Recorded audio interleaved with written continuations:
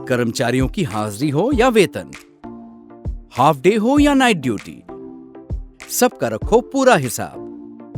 पूरे स्टाफ को मैनेज करो एक साथ एक ही ऐप पर। डाउनलोड पगार खाता।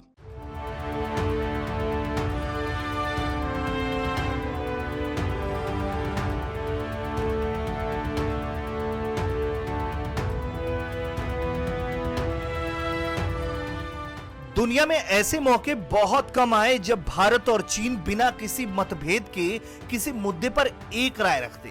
ऐसा मौका शायद ही कभी आया हो कि चीन भारत के समर्थन में उतर आए। लेकिन चीन जैसे देश की जब गर्दन फंसती है तो उसे भारत की दोस्ती सूझने लगती है। कोरोना वायरस को लेकर दुनिया की बड़ी आबादी यही सोचती है कि उसका दोषी चीन है।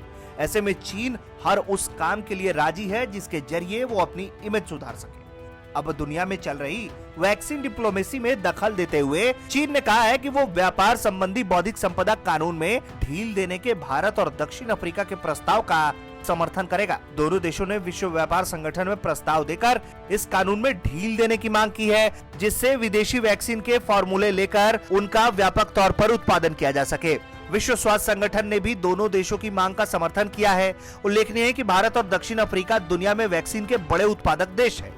कोरोना संक्रमण की जो स्थिति है उसके मद्देनजर गरीब और मध्यम वर्ग के देशों को वैक्सीन उपलब्ध कराने के लिए उसके बड़े पैमाने पर उत्पादन की जरूरत है।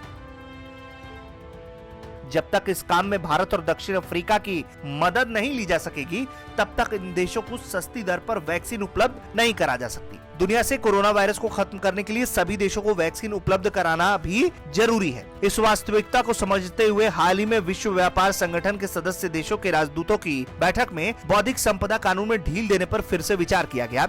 इस सिलसिले में भारत और दक्षिण अफ्रीका के अक्टूबर 2020 में दिए गए प्रस्ताव पर अमेरिका और यूरोपियन यूनियन का समर्थन जुटाया जा रहा है। अमेरिका इसको समर्थन देने के लिए राजी भी है और यूरोपीय यूनियन इस प्रस्ताव पर मंथन कर रहा है। चीन के विदेश मंत्रालय के प्रवक्ता झाओ लिजियान ने कहा है कि चीन विकासशील देशों की आवश्यकता को अच्छी तरह से समझता है, इसलिए वो व्यापार संगठन में भारत और दक्षिण अफ्रीका के प्रस्ताव का समर्थन कर देगा। कोरोना वायरस के खात्मे के लिए चीन को लगता है कि ये बेहद जरूरी है।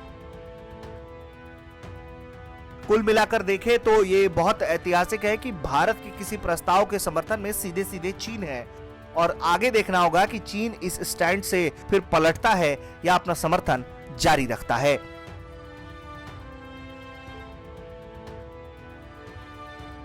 ब्यूरो रिपोर्ट, भारत तक।